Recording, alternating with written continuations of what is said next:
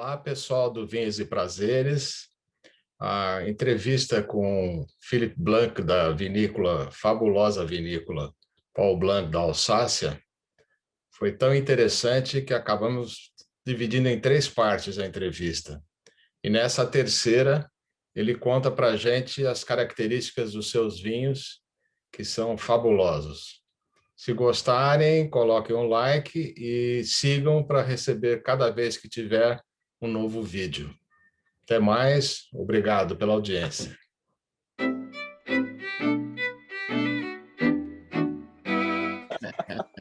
Well, we need now to talk a little bit about your winery, Paul Blanck Winery.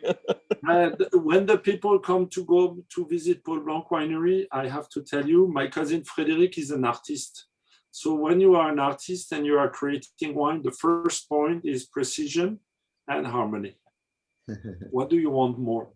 And the wines are like he is thin, so they're thin. And they are really respecting the vintage and the grape and the soil. That's his philosophy. So it's quite readable in the wines. And one of the style, Frédéric is an artist, so he's not copying something, you see. He does authentic pictures. Like you have seen Giselle, she makes authentic pictures. She could copy, she's not. She does watercolor with her style. And that's her style, and the people recognize her for that. And people they recognize us for that authenticity.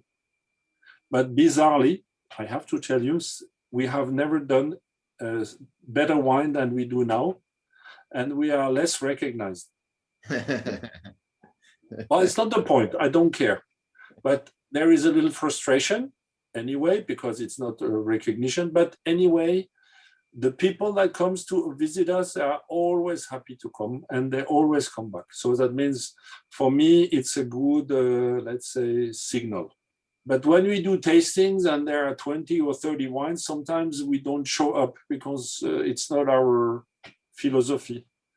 Like people like Trimbach or producer in Burgundy, they don't show up, they just do the job. Well, I think it's a markup from people. Some people likes to be stylish. Some people likes to be recognized. We do things because I think it's something more personal from the background.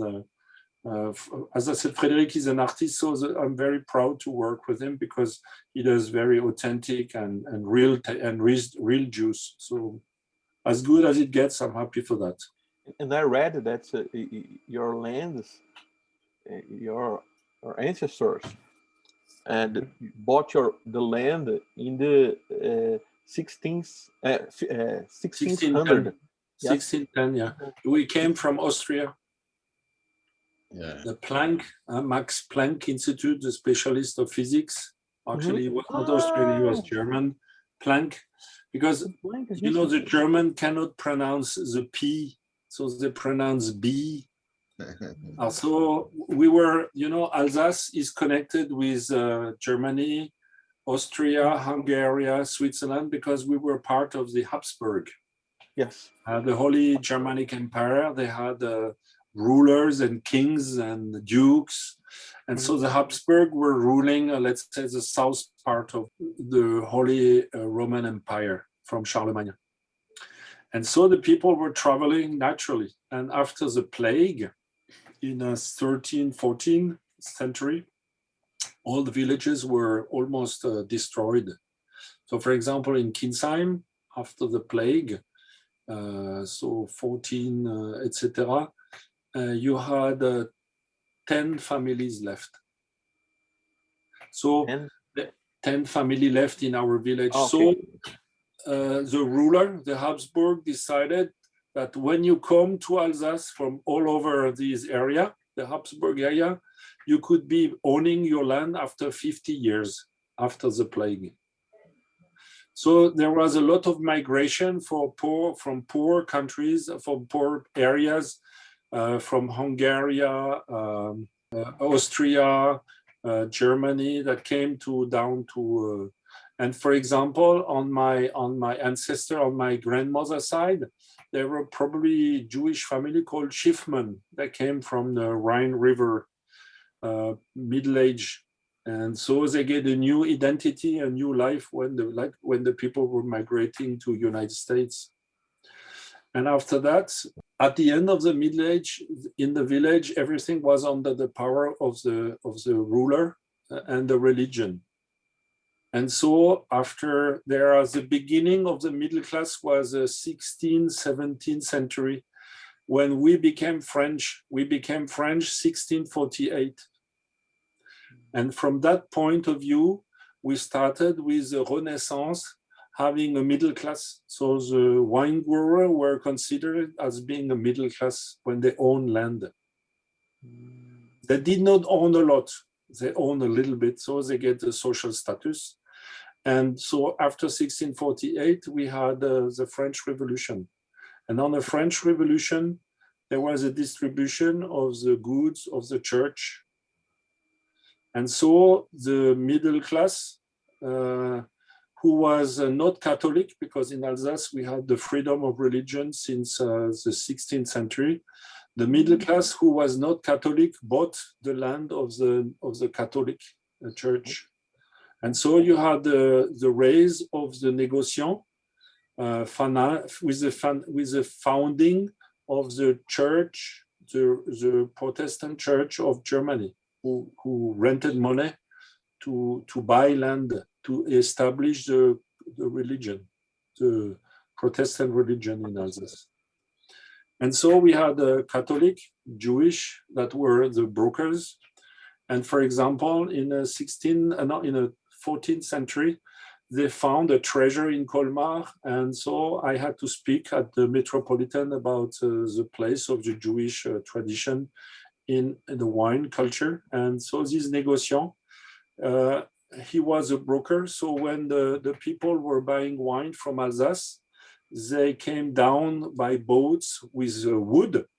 And then they bought wine to bring it back to Netherlands and then up to England and to Sweden and Norway. But they need financing. So they use the Jewish brokers to finance the shipment. And so the Jewish economy, for example, the first connection with custom was the first custom that was established in Alsace was 1463. And at that time, 1463, they paid customs. They paid 17 customs from Alsace to Netherlands. And at that time, they exported 10 million liters at that time. And so the economy of Alsace is a long established.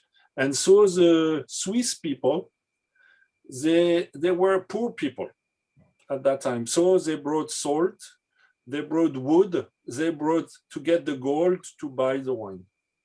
And the Jewish brokers were middlemen. They had also property for their wines because they need kosher wines. So they had some vineyards also for kosher wines at that time, 1400 and 1500. And this was the richness of Alsace because we had the motorway of the Rhine River. And in the 16th century, we were the most famous people exporting, famous region in Europe exporting wine. Why? Because this wine had enough structure to hold the transportation. And at that time, English, the king, made a special tax for Alsace wine, the English king and the Swedish king also, because there were too much exported wine, so they wanted to have their share of the cake. And so what happens to our family is we went through this as a member of the community, and my grandfather and my great-grandfather, etc., they were wine brokers. They were the middlemen. Probably because we were more into the business or a little Jewish blood, I don't know. But my grandfather, my father, my great-grandfather, etc., they were all brokers. And in every village, you had brokers. Like in Alsace, you had brokers like Adam. You had brokers like Kunzbach. You had brokers like Trimbach. There were brokers also. And so the family continue. And so when my uncle and father, my grandfather made the first with other producer like the Faller and Spar, etc. 1923 and 1927, they made a special agreement that the Grand Cru Schlossberg will be a specific highlighted place in Alsace, in our valley, to be specifically with lower yield, dates of harvest. And so 1923, it was the first attempt to make a special quality wine in our valley. But every valley had a different. After being French, 1648, we became German again at 1870. And so for 40, 50 years, we became, after that, we became French at World War I. And then we became German again during World War II. And then my grandfather became his first passport only 4 years before he passed. He got his passport when he turned 70. Wow. So he got his passport I think 65 or 68. So it means 20 years before he was considered as being a refugee. He had a certificate. He was not French. He was called A refugee. reintegrated French because he was born in Germany. And my father refused to do the army because he said, I'm not French, I'm a son of a reintegrated French. So he was in jail for 1 month. And then the general made a deal with my father and he became his sommelier. And so he drank all the bottles of a cellar of the general. Because he was making 1 month of jail because he was not French. And so my grandfather became his passport 4 years before he passed. And before, he had a titre de séjour, like an immigrant. When he left Alsace, he had to send a letter to say, I'm leaving, going to Austria, Germany. And then when he came back, he had to go to the French prefecture to have a stamp, a carimbo, Okay. go back to be back. And so that's just to give you our mentality. So first, we are from Alsace. We try to keep our identity. So the grape variety is our identity. The terroir are our identity. And so you understand that we cannot be from Burgundy making only one wine, red and white is not working. It's not our culture. We try to protect our tradition. This is our connection with our past and the reality of who we are, because with such a diversity of soil and such a diversity of grape and such a history and diversity of food, we have been, let's say, taking everything that was possible around us. This is this kind of country like Brazil or California. It's always moving. Yeah. It's like I don't know, when you go to reading the books of people who were living in Brazil, French people, etc. The wonderful books. I have a few back in my library here. And it's fantastic to see that. And that is the richness of Brazil. It's the reason why Brazil is not Portuguese. Brazil is Brazil. It's unique. And it's the reason why you understand a little bit Alsace, because you have also an incredible diversity. Yes. For us, it's normal. When you understand what is this double culture. So the vines are sleeping. Yes, we have, for the moment, we have the first push of sap. At the end, there is a little drop of sap pushing, but now with the cold, the sap came down. And we are still early. Normally, the sap should be a little later, but now with the global warming, we have more a winter that is mild. And so we have more risk of frost in March and April. So we had 25th of April 2017, we had frost and we lost 90% of our production. The risk, yes, cold, frost. And in Burgundy is always by half a degree. Last year was by half a degree. And so in northeast of France with the global warming, we have more risk of frost. So now Last year we had a wonderful vintage with a good crop. So this year we probably will have less, but also with a cold spring, we prefer because we have less risk of frost. Okay. And probably we'll peak earlier this year again, because normally we peak in October, but since a few years now we peak in September. So this year we're still early. In Alsace, some people are now burning things in the winter, in a very cold night sometimes. So it starts in Alsace too. But in Burgundy, you have seen this wonderful picture with candlelights everywhere.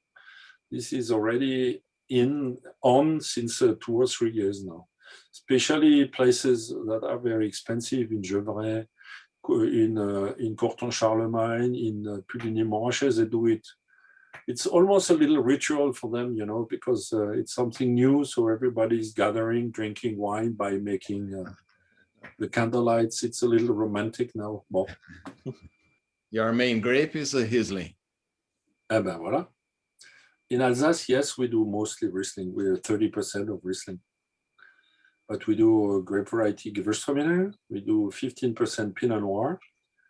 And there is a great moving also toward red wine. It's 15% of the production. It's getting better and better. And now we have a grape variety that is back, like Sylvaner, Chasselas, Auxerrois, Muscat. And Pinot Gris is 15% too. And now it's the people exactly don't know, they don't know where to go with this Pinot Gris, because sometimes it's sweet, sometimes it's dry. So there is a little thinking about that. But definitely Riesling is dry and Gewürztraminer is exotic.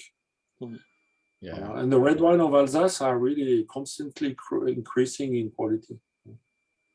And the Crémant is working, of course, well. Even if we don't do Crémant, Crémant is very, very popular. And Crémant is not a second-rank champagne. It's really becoming a very, very popular drink all over the world. Affordable, good quality. But and Crémant, the grapes of the Crémant, of the Crémant are Pinot Blanc, Pinot Blanc, Auxerrois, Pinot Gris, Pinot Noir, Riesling, almost everything. And Chardonnay, yeah, of course, it is Chardonnay. Yeah. But you see, the consumption of Crémant increased very much in the last years. And so Alsace, 20% of our production now is sparkling wine. Ah. And we are #1 for sparkling wine after champagne. Champagne. And you see, most of the people believe Crémant is a second-hand wine. It's not the case. No. You have fantastic wine now with affordable value and great quality. They're made by Champenoise. Yeah, we call it traditionnel because by law. Traditional, yeah. You cannot use Champenoise outside Champagne. It's like when you drive too fast on the road. Traditional method. You are catched by the police. But my father says the champagne is the best Crémant in the world. Yeah. We say in Alsace, what makes the difference between Alsace and Brittany is France. But you see, it's part of the story. Anyway, you see, and you see when you are from a region, the connection with the landscape is really rich. Like in Burgundy, like in Champagne, like in Spain, everywhere. That means the landscape is a sort of intersection between the past and the future. And this is what is interesting. And this intersection between the past and the future is something we pass on to new generation. Yeah. We were kids, we were working and playing. We saw our parents and grandparents, and we heard the stories. It's a sort of process of initiation and a sort of ritual initiation from the past to the future. And now the consumer also is part of the chain. It's the reason why when I go in the vineyards, I like when Eddie was in the vineyards, for us, it's very special. Yeah. It is something more secret, little more personal when you go and see the vineyards, because you are something not of your first name, but of your family name in it. And for us, it's another way to view our work as a wine grower. It's something more inner connection. Yeah. And the connection with nature, for me, is something that is giving more harmony to our lives.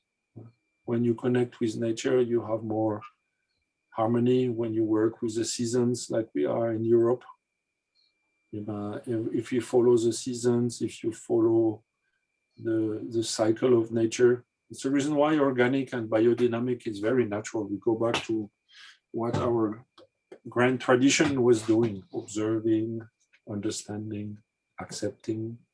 And this is what is interesting. Before we were disconnected, but now we are reconnected, and that's important. It's the reason why the people do that as a mission sometimes, and it's the reason why the young people do it. There is now no people who takes over because it's the father's business, because it's too difficult. So now we have really the real warriors, the young people, and especially women are more involved in it than before, ever. And so I'm very connected with these growers. You see, I feel interconnected with these growers. I'm not. I have not the property of the vision of Alsace. I have not the property of my understanding. It's something I can share it with the people. And when you get this as a sharing, your visions, etc., you're richer. And the young generation also, they need also roots. And voila, when you have done your job, you pass it on, and that's it. Well, this is how is my state of mind. And for example, my cousin has a son who is a wine grower in Australia. He makes Alsace wine in Australia. My son is making music. He's a reggae guy, and he works in the vineyards with other producers. It's not Blanck. He was not connected very well with my cousin. My cousin is more like a army, and my son is more reggae, so it's not working. But my son is happy. He works in the vineyard. He's connected to nature. He plays music. He has a family. Yeah. New direction, new styles. And you must not underestimate also the heavy load of the family tradition. And some people committed suicide. Some people were depressed because it was a too heavy burden. So you have to see that when you have a new generation, you have to interconnect. And so I'm very happy to share this with my young friends now. And we enjoy us very much each other. Nobody has a truth, everybody share that. But the common point is this land and territory, we are in charge.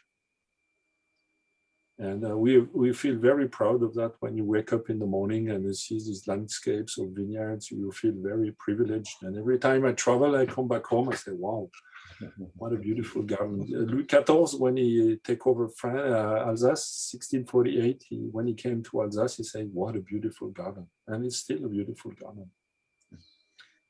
Well, it's like when I go to Iguazu, when I go to Rio de Janeiro, it's and a few wonderful places in Rio and around the beaches and Le Blon, etc. It was incredible. It was incredible. Really?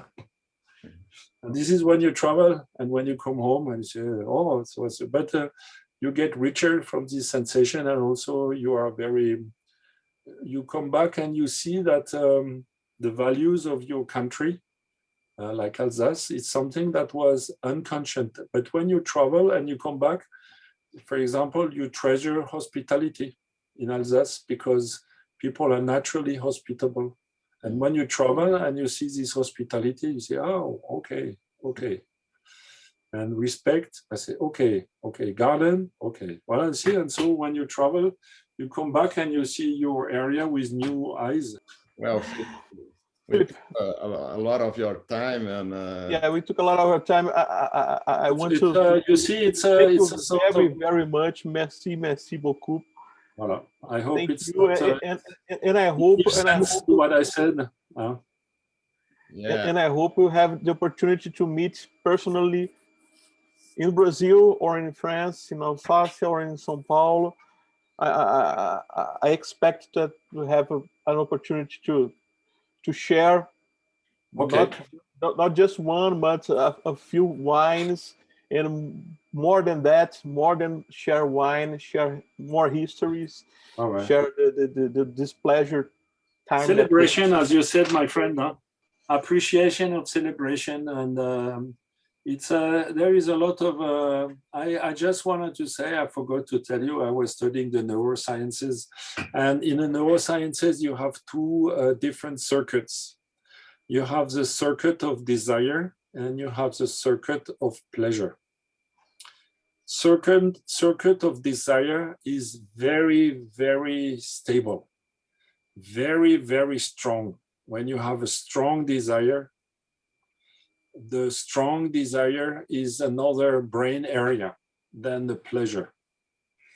And the pleasure is in a very secluded place called hippocamp. It's in the middle back of the brain, and the hippocamp is the area of pleasure. Pleasure is fragile. Pleasure is delicate. Simple pleasure needs to be cultivated, like enjoying simple things, enjoying the things without having too much desire. Because when the people has addiction, they have a very high desire, for example, for women or for anything, but the pleasure is very frustrating.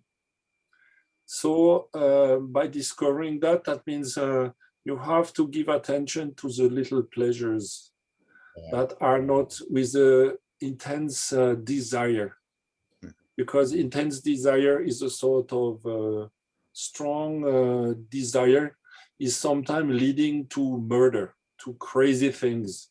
But pleasure, simple pleasure, piece of bread, enjoying a kiss in the morning, is really the best explanation of being human. Yeah, we are. And wine is one of these. This happiness. Voilà. It's a sort of a certain way to be happy.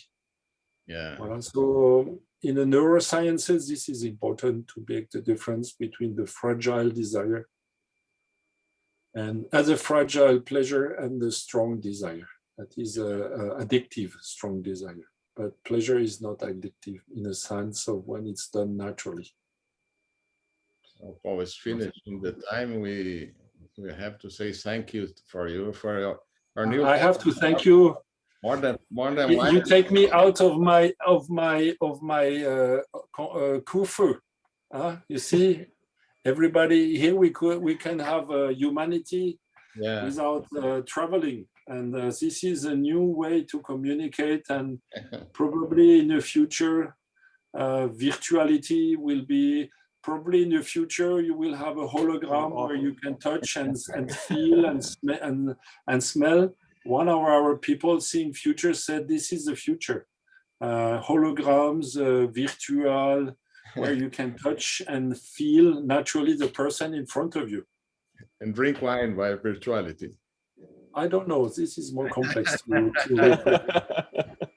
And this is what is the difference, you see.